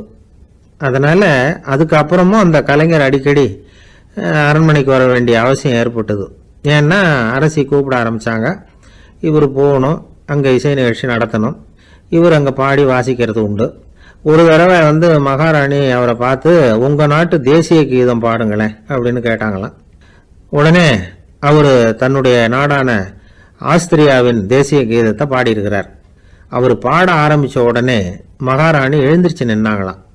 அதுக்கு மரியாதை செலுத்துகிற நோக்கத்தோட பாட்டு முடிகிற வரைக்கும் அப்படியே நின்றுக்கிட்டு இருந்தாங்களாம். இதுதான் அந்த அரசியினுடைய பெருந்தன்மை. அதாவது நாட்டுப்பற்றுங்கிறது அந்த அளவுக்கு அப்படி இருக்கணும். இப்படி ஒரு அரசியே நம்ம நாட்டு தேசிய கீதத்துக்கு எழுந்திரிச்சு நின்று மரியாதை செலுத்துகிறாங்க அப்படிங்கிறத புரிஞ்சிக்கும் பொழுது அந்த முதிய கலைஞரின் மகிழ்ச்சிக்கு அளவே இல்லையா. அதுக்கப்புறம் அந்த பியானோ கலைஞர் ஒரு நாள் தன்னுடைய நண்பர் ஒருத்தர்கிட்ட பேசிக்கிட்டு இருந்தாராம். அப்போ சொன்னாராம், மகாராணியார் வந்து எனக்கு எவ்வளவோ பரிசுகள்லாம் கொடுத்துருக்குறாங்க. ஒரு தடவை எனக்கு வைரக்கல் பதித்த அணி ஒன்றை கூட பரிசாக கொடுத்தாங்க. ஆனால் அதை விட உயர்ந்த விலை மதிக்க முடியாத அணி என்ன தெரியுமா?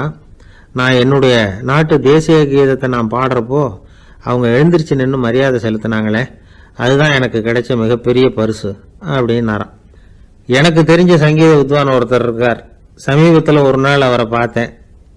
எப்படி போயிட்டுருக்கு உங்கள் தொழில் அப்படின்னு கேட்டேன். ரொம்பவும் வித்தியாசமாக போயிட்டுருக்குங்க அப்படின்னார். என்ன சொல்கிறீங்க அப்படின்னேன். முன்னாடியெல்லாம் நான் பாடினா எதிரில் இருக்கிறவங்க தான் எழுந்திரிச்சு போயிட்டு இருந்தாங்க. இப்போ எப்படின்னா நான் பாட ஆரம்பிச்சுட்டா உடனே பக்கவாத்தியக்காரனே எழுந்திரிச்சு போயிடுறான் அப்படின்னார் ரொம்ப வேதனையோட. என்னை விட யோகியம் இந்த உலகத்தில் வேற யாரும் இல்லை சார் அப்படின்னார் ஒருத்தர். அவரை விட அயோக்கியன் வேற யாரும் இருக்க முடியாதுங்கிற முடிவுக்கு கேட்டவங்க வந்துட்டாங்களாம். மனுஷனுக்கு இருக்கிற ஒரு மிகப்பெரிய குறையே தன்கிட்ட இருக்கிற குறை அவனுக்கு தெரியாமல் போகிறது தான். ஆனால் அடுத்தவங்ககிட்ட இருக்கிற குறை இவனுக்கு தெளிவாக தெரிஞ்சிடும். ஒரு ஒட்டகம் ஒரு கொக்கை பார்த்து ஒரு கேள்வி கேட்டுதான். என்ன கேள்வி தெரியுமா? உன் கழுத்து ஏன் இப்படி வளைஞ்சி போயிருக்குது அப்படின்னு கேட்டிருக்கு. இதுக்கு உடம்பே வளைச்சல். இது போய் கொக்கை கிண்டல் பண்ணுது.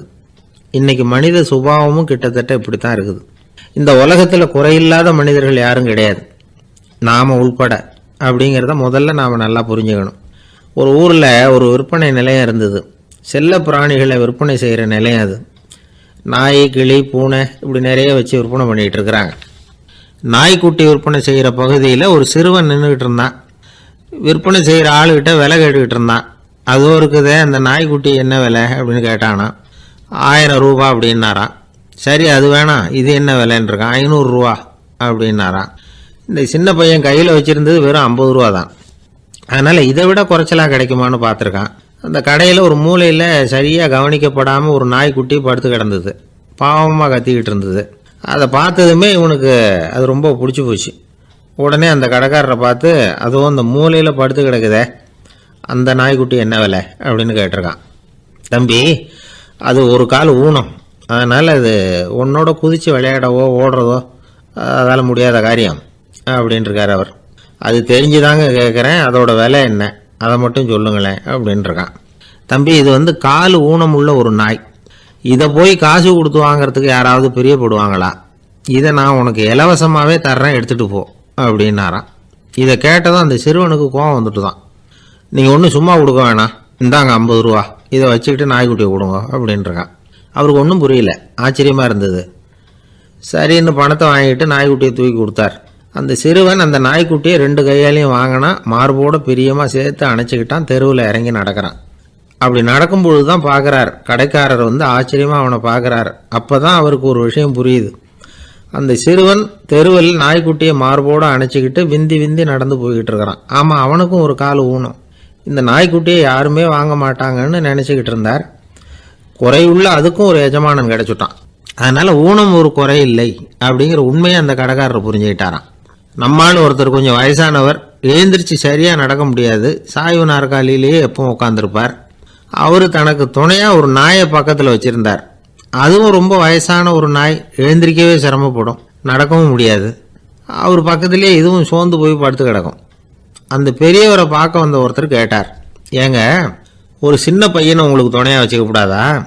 இந்த நாயை உங்களுக்கு பாதுகாப்பாக வச்சுருக்கிறீங்களே, உங்களுக்கு ஒரு ஆபத்துன்னா இது எப்படி உங்களுக்கு உதவ முடியும் அப்படின்னார். அப்போ அவர் சொன்னாராம், எனக்கு ஒரு ஆபத்துன்னா அந்த சமயத்தில் இந்த நாய் என்னை தனியாக விட்டுட்டு ஓடி போயிடாமல் இருக்கணும்ல, அதுக்காக தான் இதை நான் வச்சுருக்கிறேன் அப்படின்னாராம். ஒரு தடவை நாரதர் ஒரு தெரு வழியாக போய்கிட்டு இருந்தார். வழியில் ஒருத்தர் வேத சாஸ்திரம்லாம் படிச்சுக்கிட்டு உட்காந்துருந்தார். அவர் நாரதரை பார்த்து, எங்கே போயிட்டு இருக்கிறீங்கன்னு கேட்டார். கடவுளை பார்த்துட்டு வரலாம்னு போயிட்டுருக்கிறேன் அப்படின்னார் நாரதர். அப்படின்னா அவர்கிட்ட, எனக்கு எப்போ முக்தி கிடைக்கும்னு கேட்டுட்டு வாங்களேன் அப்படின்னார் இவர். சரி, கேட்டு வரேன் அப்படின்னு சொல்லிவிட்டு நாரதர் நடந்தார்.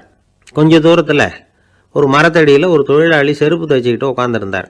அந்த ஆளும் அதே மாதிரி கேட்டுக்கிட்டார், எனக்கு எப்போ முக்தி கிடைக்கும்னு கடவுள்கிட்ட கேட்டுக்கிட்டு வாங்களேன்னார். அவர்கிட்டையும் சரின்னு சொல்லிவிட்டு நாரதர் நேராக வைகுண்டத்துக்கு வந்து சேர்ந்தார். கடவுளை பார்த்தார். இவங்க 2 பேரும் சொல்லி அனுப்பின விஷயத்தை பற்றி கேட்டார். அதுக்கு கடவுள் சொன்னார், அந்த செருப்பு தைக்கிற தொழிலாளி உடல் நீத்ததும் உடனே என்னை வந்து அடைவான். ஆனால் அந்த சாஸ்திரம் படித்த ஆள் இப்போதைக்கு என்கிட்ட வந்து சேரமாட்டான். அவன் இன்னமும் பல பிறவிகள் எடுத்து அங்கேயே இருக்க வேண்டியிருக்குது. எப்போ இங்கே வந்து சேருவான்னு எனக்கே தெரியாது அப்படின்னார். நாரதருக்கு இதோட ரகசியம் என்னங்கிறது புரியல. எனக்கு ஒன்றும் புரியலையேன்னாரான் கடவுள்கிட்ட. சீக்கிரம் புரிஞ்சுக்குவேன், நீ திரும்பி போகிறப்போ நான் இங்கே வைகுண்டத்தில் என்ன செஞ்சுக்கிட்டு இருக்கேன்னு கேட்டால், ஒரு ஊசியின் துவாரத்தில் ஒரு யானையை கோத்துக்கிட்டு இருக்கிறேன்னு அவங்கக்கிட்ட சொல்லு அப்படின்னார் கடவுள் சிரிச்சுக்கிட்டே. நாரதர் பூமிக்கு திரும்பினார். கடவுளை பார்த்தீங்களா, எப்படி இருக்கார் அப்படின்னு விசாரித்தார் வேத சாஸ்திரம் படித்தவர். ஓ பகவானா, அவர் யானையை ஊசியின் காதில் நுழைச்சிக்கிட்டு இருக்கிறார் பார்த்தேன்னார் நாரதர். ஊசி காதில் யானையா, அது எப்படி முடியும்? நீங்கள் சொல்கிறத நான் நம்ப மாட்டேன்னு விட்டார் அவர். சரி, இந்த ஆளுக்கு இறைவன் பேரில் நம்பிக்கை இல்லை அப்படிங்கிறத நாரதர் புரிஞ்சுக்கிட்டார். அடுத்தபடியாக அந்த தொழிலாளி இருந்த இடத்துக்கு போனார். இறைவனை பார்த்தீங்களான்னு கேட்டார் அவர். பார்த்தேன், ஒரு ஊசி துவாரத்தில் யானையை கோத்துக்கிட்டு இருந்தார் அப்படின்னு சொல்லிவிட்டு நாரதர் அந்த ஆள் முகத்தை கவனித்தார். அந்த தொழிலாளி இதை கேட்டுட்டு கொஞ்சம் கூட ஆச்சரியப்படலை. அவரால் முடியாத காரியம் கூட உண்டானார். என்ன இப்படி சொல்கிற, ஊசியின் துவாரத்தில் யானையை கோக்க முடியும்னு நீ நம்புறியா அப்படின்னு கேட்டார் நாரதர். நிச்சயமாக நம்புகிறேன்னார் அவர். அது எப்படி அப்படின்னு கேட்டார் இவர். இதோ பாருங்கள், நான் இந்த ஆலமரத்தடியில் தான் தினமும் உட்காந்துருக்கிறேன். தினமும் இந்த மரத்திலிருந்து எவ்வளவோ பழம் கீழே விழுது. இந்த பழத்தில் இருக்கிற ஒவ்வொரு விதையிலேயும் உள்ள ஒரு ஆலமரம் இருக்குது. ஒரு சின்ன விதைக்குள்ள ஒரு பெரிய ஆலமரம் இருக்க முடியுங்கிறப்ப ஊசி துவாரத்தில் கடவுள் வந்து யானையை நுழைய வச்சாருங்கிறத ஒத்துக்கிறதுல என்ன கஷ்டம் இருக்குது அப்படின்னு ரொம்ப சர்வசாதாரணமாக பதில் சொன்னாராம் அந்த தொழிலாளி. நாரதர் யோசனை பண்ணார், இந்த தொழிலாளி வேத சாஸ்திரங்களையெல்லாம் படிக்கலைன்னா கூட அறிவுபூர்வமாக சிந்திச்சு இறைவனை நம்புகிறான். அதனால தான் கடவுள் இந்த ஆளுக்கு சீக்கிரம் முக்தி கிடைக்கும்னு சொன்னார் அப்படிங்கிறத புரிஞ்சுக்கிட்டாராம். இந்த கதையில் வர்ற கடவுள், நாரதர், வைகுண்டம் இதெல்லாம் ஒரு பக்கம் இருக்கட்டும், ஒரு சின்ன விதைக்குள்ள ஒரு பெரிய ஆலமரம் தூங்கிக்கிட்டு இருக்கு அப்படிங்கிற உண்மை, அந்தரத்தில் 1000 கிரகங்கள் சுற்றிக்கிட்டு இருக்குங்கிற உண்மை, இதெல்லாம் வந்து நாம் பார்த்துக்கிட்டு தானே இருக்கிறோம். இந்த உண்மைகள் வந்து அதிசயமாக நமக்கு தெரியறதுனால அதை வந்து நம்பாமல் இருந்துட முடியாது. இயற்கையை பரிபூர்ணமாக நம்புங்கள், அந்த நம்பிக்கையே நம்ம வாழ்க்கைக்கு ஆதாரம் அப்படிங்கிறத விளக்கறதுக்காக தான் இந்த கதை. இந்த காலத்தில் நம்ம பிள்ளைங்களுக்கெல்லாம் இது மாதிரி நம்பிக்கை அதிகமாகவே இருக்குது. ஒரு நாள் ஒரு சின்ன பையன்கிட்ட கேட்டேன், ஏன்பா கடவுள் வந்து ஒரு பானைக்குள்ளே ஒரு யானையை நுழைய வச்சுட்டாருன்னு சொன்னால் அதை நீ நம்புவியா அப்படின்னு கேட்டோம். நம்புவேன் சார், அது ஒன்றும் பெரிய அதிசயம் இல்லைன்னா. எப்படிறான்னு கேட்டோம். எப்படின்னா அந்த பானை வந்து அந்த யானையை விட பெருசாக இருந்திருக்கும், அவ்வளவுதான் அப்படின்னு சொல்கிறான். ஒரு தீக்குச்சி தீப்பெட்டியை பார்த்து கேட்டுதான், நாம் 2 பேரும் தானே உரசிக்கிறோம், ஆனால் நான் மட்டும் தீப்பிடிச்சி எரிஞ்சு போகிறேன், நீ அப்படியே இருக்கிறிய அப்படின்னு தான். அதுக்கு தீப்பெட்டி சொல்லியிருக்குது, உனக்கு தலையில் கணம் இருக்குது அதனால் அழிஞ்சு போகிற அப்படின்னு தான். எப்படி இருக்கு பாருங்கள் இந்த பதில். தலையில் கணம் உள்ளவங்க யாருமே சரியாக இருக்க முடியாது. எவ்வளவு பெரியவங்களாக இருந்தாலும் சரி, ரொம்ப கஷ்டம்தான் அது. கர்வம்ங்கிறது கூடவே கூடாது. இதை விளக்கறதுக்கு மகான் ஒருத்தர் ஒரு சம்பவத்தை சொல்கிறார். அர்ஜுனன் வந்து தீர்த்த யாத்திரை பண்ணானா, அப்போ தென்னிந்தியாவுக்கு வந்திருக்கிறான். ராமேஸ்வரத்துக்கு போனப்போ அங்கே இலங்கைக்கு கல்லுலாம் அடுக்கி போடப்பட்டிருந்த பாலத்தை பார்த்தானா. ஒரு சின்ன குரங்கு அதுக்கு பக்கத்தில் விளையாடிக்கிட்டு இருந்திருக்கு. அதை பார்த்துட்டு அர்ஜுனன் சிரிச்சிருக்கான். ஏன் சிரிக்கிறேன்னு கேட்டிருக்கு அந்த குரங்கு. ராமன் மிகச்சிறந்த வில் வீரன், அப்படி இருக்கிறப்போ அவன் வந்து இலங்கைக்கு அம்புகளாலேயே ஒரு பாலம் கட்டியிருக்கலாம். அதை விட்டுட்டு போயும் உன்ன மாதிரி குரங்குகளை துணையாக வச்சுக்கிட்டு இப்படி ஒரு கருங்கல் பாலத்தை கட்டியிருக்கிறானே அப்படின்னு நானா. அம்புகளால் பாலம் கட்ட முடியுமா அப்படின்னு கேட்டுதான் குரங்கு. ஏன் முடியாது, என்னால் முடியுமேன்னு இருக்கான் அர்ஜுனன். அம்பால் பாலம் கட்டலாம், இருந்தாலும் என்ன மாதிரி குரங்குகள் ஏறி நடந்தா அது தாங்குமா?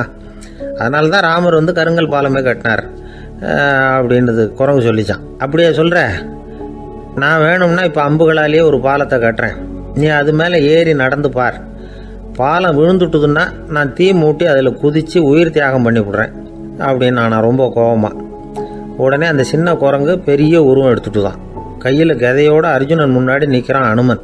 பார்த்தா, என்னுடைய தலைவர் ராமரையா இழிவாக பேசுகிற, நீ இப்போ பாலம் கட்டு, நான் என்னுடைய பலத்தை காட்டுறேன் அப்படின்னு அனுமன். அர்ஜுனன் வந்து தன்னுடைய காண்டிபத்தை எடுக்கிறான், சரமாரியா அம்புகளை விடுறான். அதெல்லாம் ஒன்றோட ஒன்று கோத்துக்கிட்டு அப்படியே பாலம் மாதிரி நிற்கிது. அர்ஜுனன் தலை நிமிர்ந்து நின்னான்.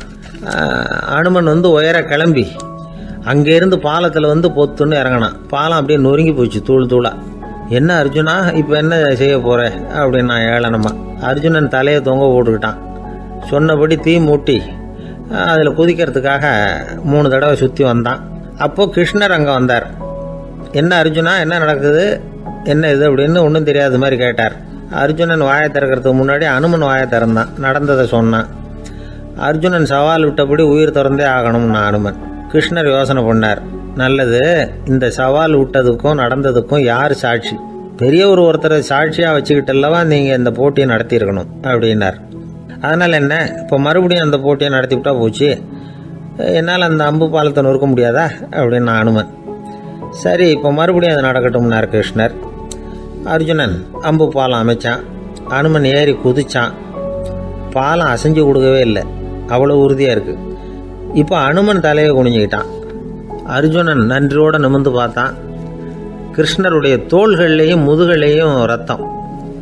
என்ன சுவாமி, என்ன நடந்ததுன்னு நான் பதறி போய், உன் அம்பு பாலத்தை நான் தான் முட்டு கொடுத்து தாங்கிக்கிட்டு இருந்தேன். அனுமன் குதிச்சப்போ என் மேலே ஏற்பட்ட காயங்கள் இவை. பின்ன உன்னுடைய அம்பு பாலத்தினாலேயா பாலம் நின்றுதுன்னு நினைக்கிற அப்படின்னாராம். முதல்ல வந்து அர்ஜுனன், அப்புறம் அனுமன் 2 பேருக்குமே கர்வ பங்கம் ஆயிட்டு தான். அதாவது அவங்கக்கிட்ட இருந்த கர்வம் போயிட்டுது. யாராக இருந்தாலும் கர்வம் கூடாதுங்கிறத இதிலேருந்து நாம் புரிஞ்சுக்கணும். இந்த காலத்தில் நாமெல்லாம் எந்த விஷயத்துக்கெல்லாம் கர்வப்பட்டுக்கிட்டு இருக்கோம் தெரியுமா? 2 பெண்கள் தங்களுடைய கணவன்மார்களை பற்றி ரொம்ப பெருமையாக பேசிக்கிட்டாங்களாம். அதில் ஒரு அம்மா சொல்லியிருக்கு, என் வீட்டுக்காரர்கிட்ட எந்த சப்ஜெக்ட் கொடுத்தாலும் சரி அந்த விஷயத்தை பற்றி அழகாக 1 மணி நேரம் பேசுவார் அப்படின்னாங்களாம். உடனே இன்னொரு அம்மா, அது என்ன பிரமாதம், என் வீட்டுக்காரருக்கு சப்ஜெக்டே தேவையில்லை, விஷயமே இல்லாமல் நாள் பூரா பேசிக்கிட்டு இருப்பார் அப்படின்னாங்களாம். ஒரு காடு, நல்ல மரம்லாம் செழிச்சு இருந்தது. அப்படிப்பட்ட காட்டில் ஒரு சாது இருந்தார். அவர் எப்படின்னா எப்பவும் ஒரு மரத்தடியில் உட்காந்துருப்பார். ஏன்னா அவருடைய இருப்பிடமே அதுதான். அவர் என்ன பண்ணுவார், 3 கல் வச்சுருந்தார். செங்கல் மாதிரி இருக்கும், ஆனால் அதை விட கொஞ்சம் பெருசாக இருக்கும். எதுக்கு அந்த 3 கல்லுன்னா அதுதான் அவருடைய படுக்கை. அதாவது தூங்குறப்ப ஒரு கல்லை தலைக்கு கீழே வச்சுக்குவார், இன்னொரு கல்லை இடுப்புக்கு கீழே வச்சுக்குவார், இன்னொரு கல்லை காலுக்கு கீழே வச்சுக்குவார். உடம்பை அப்படியே ஒரு தகட்டால் மூடிக்குவார், அப்படியே தூங்கி போடுவார். மழை பெய்யுதுன்னு வச்சுங்க, அவர் உடம்பு 3 கல் மேலே இருக்குதா, அதனால் தண்ணி அடியில் ஓடி போடும், உடம்பு நனையாது. மேலே தகடு இருக்கிறதுனால மழையும் உடம்புல படாது. அவர் தூக்கமும் கிடாது, நிம்மதியாக தூங்குவார். பகலில் அந்த 3 கல்லையும் ஒரு சேர ஒரு அடுப்பு மாதிரி வச்சு அது மேலே உட்காந்துக்குவார். அதனால் பாம்பு பூச்சி எதுவும் அவரை தொந்தரவு பண்ணுறதில்ல, அது பாட்டுக்கு நடந்து போயிடும். அவர் பாட்டுக்கு நிம்மதியாக இருப்பார். யாராவது எதையாவது கொண்டுகிட்டு கொடுத்தா அதை வாங்கி சாப்பிடுவார், அவ்வளவுதான். ஒரு நாள் அந்த நாட்டு அரசன் காட்டுக்கு வேட்டையாட வந்தான். அந்த வழியாக வந்தப்போ இந்த சாது படுத்துருக்கிறத பார்த்தான், பரிதாபப்பட்டான். ஐயோ பாவம், இவர் இப்படி இந்த கல் மேலே உடம்ப வச்சுக்கிட்டு தூங்குறாரு, என்ன பாடுபடுவார், இவரை நாம் அரண்மனைக்கு அழைச்சிட்டு போய் சுகமாக நிம்மதியாக இருக்கிறதுக்கு வழி செஞ்சு கொடுப்போம், அது ரொம்ப நல்லாயிருக்கும் அப்படின்னு நினச்சான். அப்படி நினச்சிக்கிட்டே அரண்மனைக்கு வந்துட்டான். அதுக்கப்புறம் ஒரு பல்லக்கையும் 2 சேவகர்களையும் காட்டுக்கு அனுப்பி அந்த சாதுவை மெதுவாக இங்கே அழைச்சிட்டு வந்துடுங்க அப்படின்னு சொல்லி அனுப்பி வச்சான். இவங்க போய் அவர்கிட்ட விவரத்தை சொன்னாங்க. எனக்கு என்னத்துக்கு அரண்மனை வாசம் அப்படின்னார். இருந்தாலும் மன்னர் உத்தரவு, நீங்கள் அவசியம் வரணும் அப்படின்னாங்க இவங்க. சரின்னு சொல்லிவிட்டு வேறு வழி இல்லாமல் புறப்பட்டார். புறப்படும் பொழுது என்ன பண்ணாருன்னா, மறக்காமல் அந்த 3 கல் ஒரு தகடு அதையும் எடுத்து பல்லக்கில் வச்சுக்கிட்டார். என்னத்துக்கு இதையெல்லாம் எடுத்து வைக்கிறாரு அப்படின்னு சொல்லி அவங்க யோசனை பண்ணாங்க. இருந்தாலும் அதை பற்றி ஒன்றும் கேட்கல. பேசாமல் அவரை அழைச்சிட்டு போய் அரண்மனையில் விட்டுட்டாங்க. அரசன் ஓடி வந்தான், வரவேற்றான், அறுசுவை உணவு படைத்தான். அவர் படுக்கிறதுக்கு தங்க கட்டில், பட்டு மெத்தை, இப்படி எல்லாம் ஏற்பாடு பண்ணி வச்சான். இங்கே படுத்து ஓய்வு எடுத்துக்குங்க அப்படின்னு சொல்லிவிட்டு அவன் பாட்டு போயிட்டான். மறுநாள் காலையில் பார்க்குறான், சாது படுத்துருக்கிறார். எப்படி தெரியுமா, அந்த பட்டு மெத்தை மேலே 3 கல்லையும் வச்சு வழக்கம் போலவே அது மேலே படுத்துருக்கிறார். அதுக்கு மேலே தகடு. அரசன் பார்த்துட்டு அதிர்ச்சி ஆகிட்டான். என்ன சுவாமி இப்படி அப்படின்னா, சாது சொன்னார், எனக்கு தேவையும் இல்லை குறையும் இல்லை, எல்லா இடத்துலையும் எனக்கு ஒரே மகிழ்ச்சி தான் அப்படின்னார். மகிழ்ச்சிங்கிறது தங்க கட்டிலேயோ பட்டு மெத்தையிலேயோ இல்லை, அது மனசில் இருக்கிற ஒரு விஷயம். உண்மையான மகிழ்ச்சிக்கு வழி மனப்பக்குவம் அப்படிங்கிறது அந்த அரசனுக்கு புரிஞ்சுதான். இந்த காலத்தில் ஒரு சாமியார், அவரை தேடி ஒரு சீடன் வந்தான். என்னாச்சு தெரியுமா, சுவாமி எனக்கு நிம்மதி